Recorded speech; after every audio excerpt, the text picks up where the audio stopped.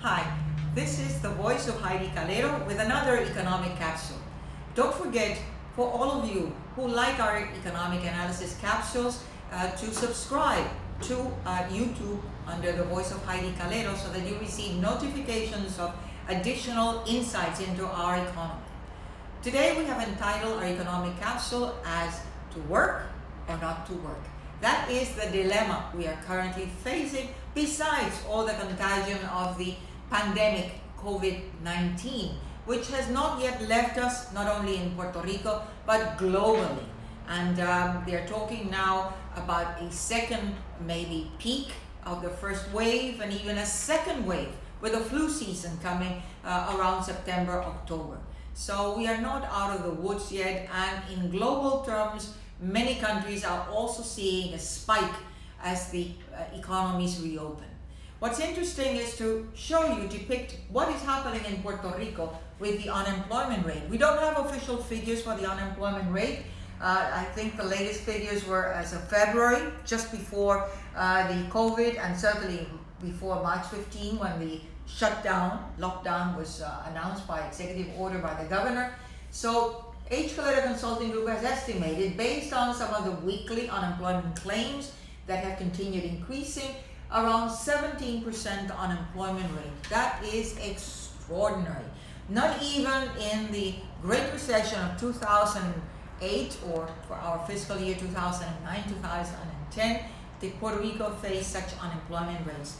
Because right now we have been seeing the economy locked down from the supply side, with all businesses having closed and shut down, as well as from the demand side. You stay at home.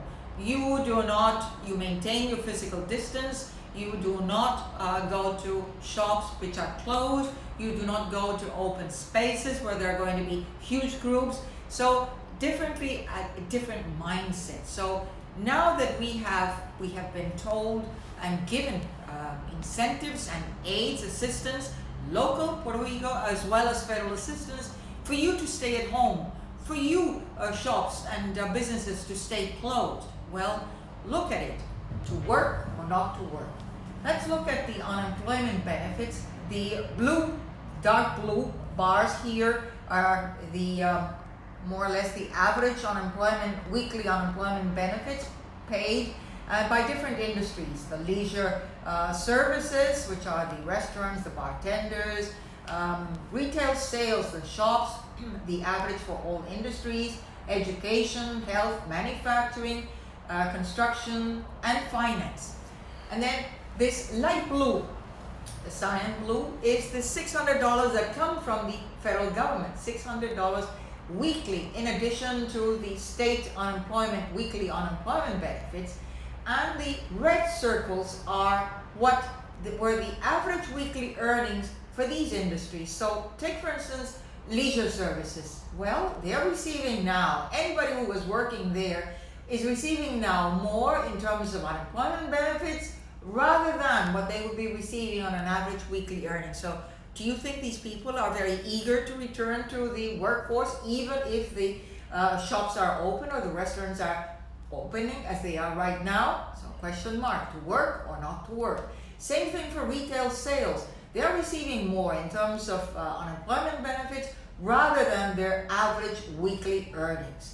For the whole, for all of the industries, it's more or less a break even between the unemployment benefits and their average weekly earnings. Not so in education and health, where the average weekly earnings would be higher than the weekly unemployment benefits, including the federal $600 that was announced by the federal government. Manufacturing is more or less there in the borderline, as well as construction.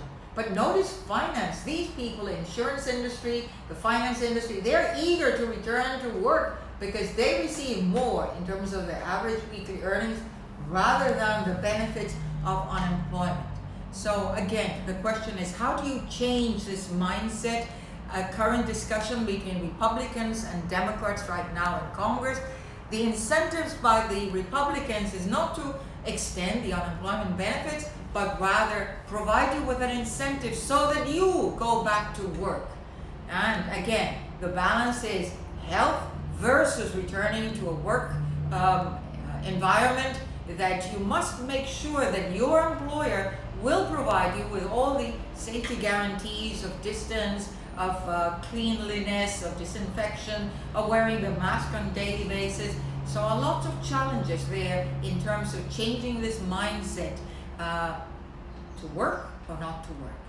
And today, in addition to all of these challenges, as if we didn't have enough, we have the different forecasts from the Puerto Rico Planning Board, which is this purple bar for fiscal 2020. That's the fiscal year that we are in, and which finishes now in June 30th for fiscal year 2021. So negative growth in 2020 of 3.5 and negative 1.2 as of 2021. So still continuation of this 13-year long depression in Puerto Rico, still negative after COVID-19, earthquakes, and Hurricane Maria in 2017.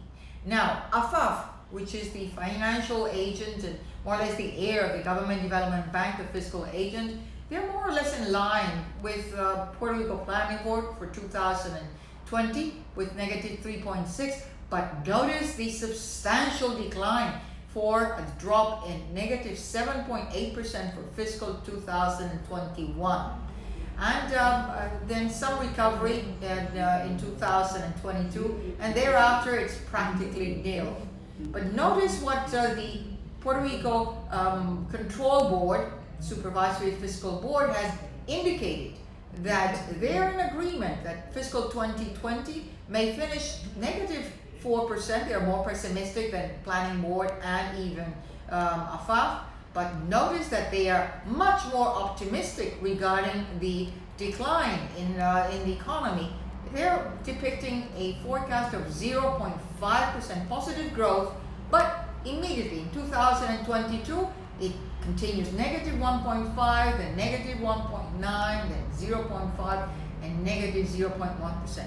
To the point that the fiscal, the plan, the draft that they are discussing, a 247-page document, which I urge you to read, especially if you have insomnia, I urge you to read it.